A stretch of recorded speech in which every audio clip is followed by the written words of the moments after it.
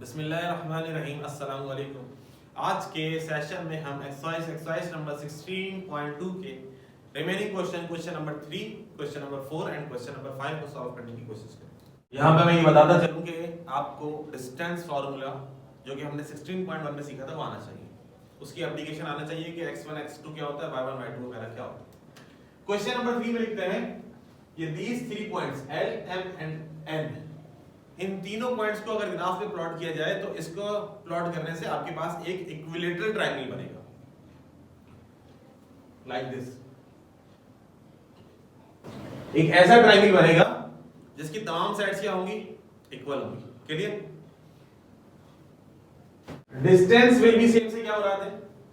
इससे मुराद यह है कि यहां पर the distance between the points will remain same, यानी कि L से M तक का डिस्टेंस, M से N तक का डिस्टेंस और L से N तक का डिस्टेंस जो है वो आपको बराबर मिलेगा। क्यों बराबर मिलेगा? क्योंकि जो ट्रायंगल फॉर्म होगा वो कौन सा ट्रायंगल है? इक्विलेटरल। और इक्विलेटरल ट्रायंगल की खास बात क्या है? इसकी तीनों साइड्स क्या होती है? बराबर। क्लियर? तो अब यहां पर हम डिस्टेंस मालूम करेंगे। किसका मालूम कर लेते पहले? L से M तक। L M ये इसके कोऑर्डिनेट्स और ये M के कोऑर्डिनेट्स।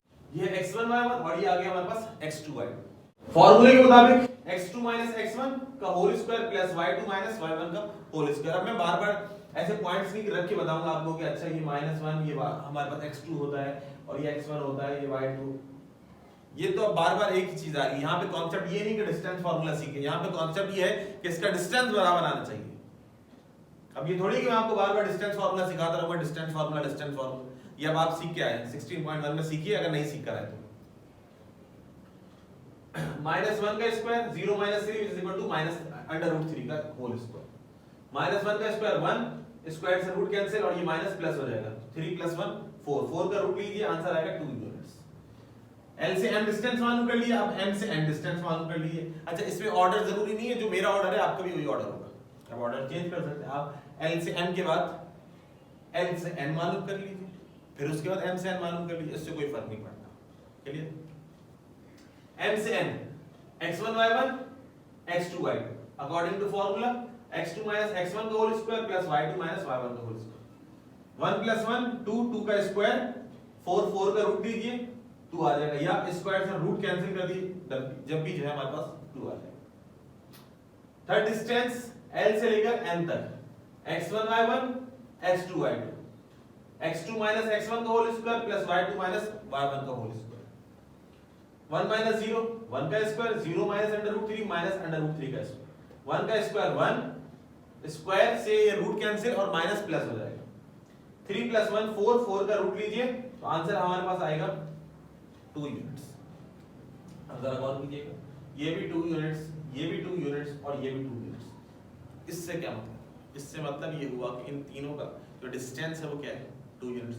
और 2 यूनिट्स तीनों का सेम आ रहा है। इसका मतलब ये जो ट्रायंगल है और ये जो पॉइंट्स हमारे पास गिवन है, ये 100% किसके गिवन है? All these points are the vertices of equilateral triangle.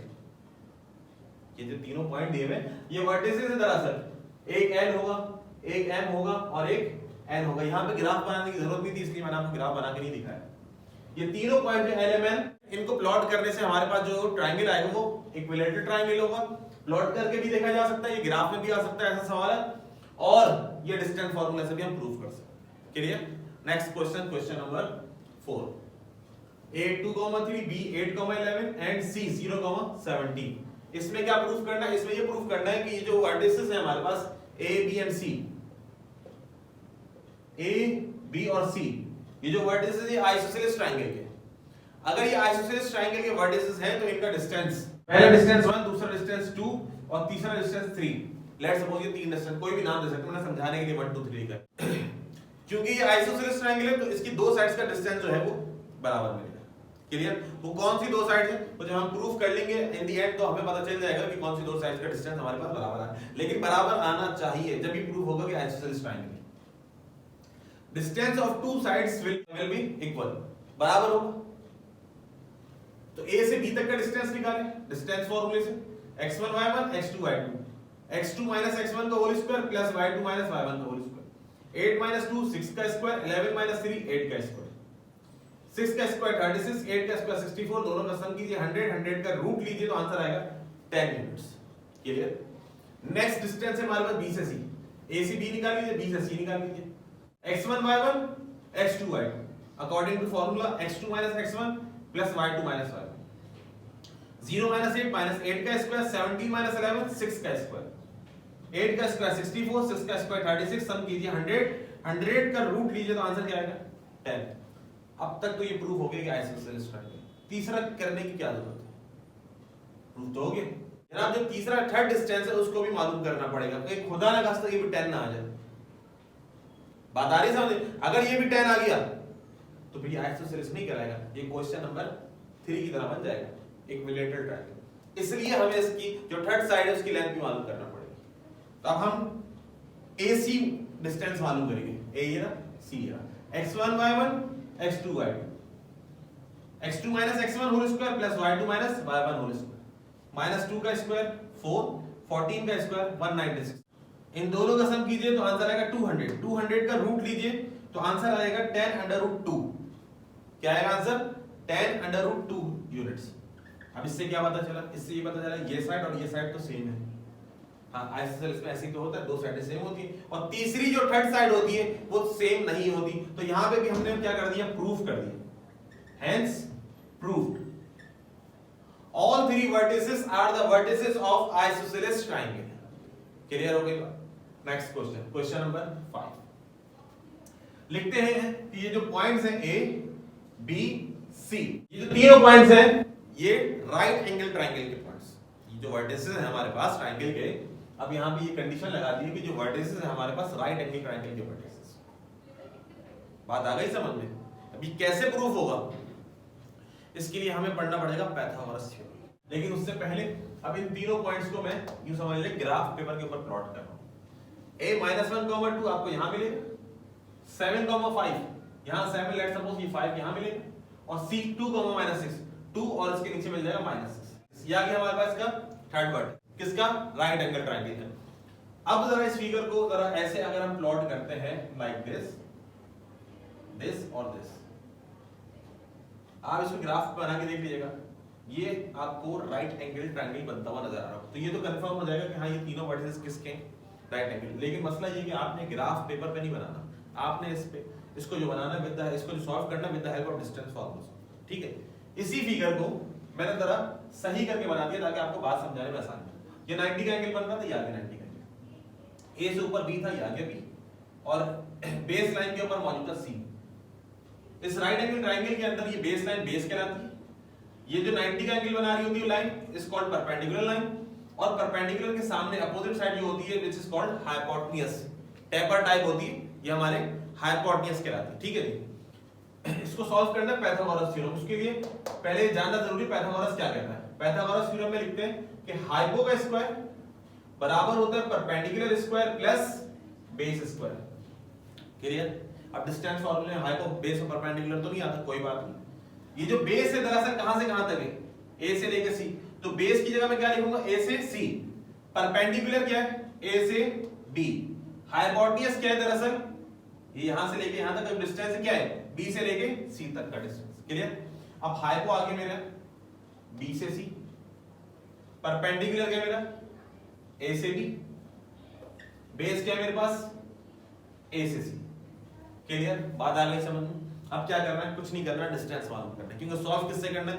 Prove जो करना है with the help of distance formula. इसके अलावा भी और मेथड है, लेकिन इस वक्त तो हमारी बुक में मौजूद नहीं है। ए से बी तक का डिस्टेंस निकालेंगे तो ए और B, x1 y1 x2 y2, x2 x1 का whole square plus y2 y1 का होल स्क्वायर, 7 + 1 8 का स्क्वायर, 5 - 2 3 का स्क्वायर, 8 स्क्वायर 64, 3 स्क्वायर 9, सम कीजिए तो आंसर आया √73। √73 ये क्या लगा हुआ? BC के ऊपर स्क्वायर। तो स्क्वायर लगाने के लिए या AB के ऊपर स्क्वायर लगाने के लिए हमें क्या करना पड़ेगा? Taking squaring on both side. ये आ गया AB का स्क्वायर, जब इसके ऊपर स्क्वायरिंग करेंगे तो स्क्वायर से रूट कैंसिल हो जाएगा, सिंपल रिजल्ट हमारे पास आ जाएगा 73। AB के बाद हम मालूम कर लेते हैं, AB के बाद हम मालूम कर लेते हैं AC। ठीक है जी, AC मालूम कर लेते हैं। AC x1 y1 x2 y2 according to formula x2 - x1 का whole square plus y2 minus y1 का होल स्क्वायर 2 plus 1 3 का square minus 6 minus 2 which is equal to minus 8 minus 8 का स्क्वायर आ जाएगा 64 3 का स्क्वायर आ जाएगा 9 इन दोनों का सम कीजिए तो आंसर आएगा 73 क्या आ गया हमारे पास AC AC भी क्या लगा स्क्वायर स्क्वायर लगाइए तो स्क्वायर से रूट कैंसिल तो आंसर आ जाएगा 73 क्लियर नेक्स्ट लास्ट है हमारे पास BC BC का square which is equal to hypotenuse तो BC मालूम करते हैं ये आ गया BC B and C x1 y1 x2 y2 according to formula x2 minus x1 का whole square plus y2 minus y1 का होल स्क्वायर 2 minus 7 का स्क्वायर minus 5 का स्क्वायर minus 6 minus 5 का square which is equal to minus 11 का square clear minus 5 का square 25 minus 11 का square 121 इन दोनों का सम कीजिए तो आंसर आएगा अंडर रूट 146 इस BC के ऊपर भी क्या लगा हुआ स्क्वायर तो हमने क्या कर दिया इस BC के ऊपर क्या लगा दिया स्क्वायर इज इक्वल टू के बाद लिखा अंडर रूट 146 स्क्वायरिंग करने से ये रूट कैंसिल हो जाएगा तो आंसर क्या आएगा 146 अभी तक हमने डिस्टेंस मालूम कर लिया क्लियर BC का AB का और AC का अब हम इसको इस इक्वेशन नंबर 1 में पुट करेंगे बस BC ये आ गया BC का square is equal to AB का स्क्वायर प्लस AC का स्क्वायर क्लियर ये बात आ गई समझ अब BC कितना मालूम किया हमने 146 AB हमारे पास है 73 प्लस AC हमारे पास है 73 146 is equal to 3 plus 3 6 7 plus 7 14 क्या प्रूफ हो गया ये प्रूफ हो गया all three vertices are the vertices of right angle triangle hence proof बात आ गई समझ अगर राइट एंगल ट्रायंगल के वर्टिसेस हैं तो जनाब मतलब इसको पाइथागोरस थ्योरम की मदद से इसको हम सॉल्व करेंगे इस पाइथागोरस की मदद से हम इसको प्रूव करेंगे आई होप सो कि मेरी बातें आपको समझ में आ गई होंगी डिस्टेंस फार्मूला एक ही फार्मूला इस चैप्टर में से डिस्टेंस फार्मूला एक मिड पॉइंट फार्मूला डिस्टेंस फार्मूले का इस्तेमाल करना सीख जाइए बार-बार क्वेश्चन के अंदर वही फार्मूला इस्तेमाल आज के सेशन में इतना ही इंशाल्लाह फिर नेक्स्ट सेशन में इसके रिमेनिंग क्वेश्चन के साथ जल्द आपके सामने हाजिर होंगे अपना ख्याल रखिएगा अल्लाह हाफिज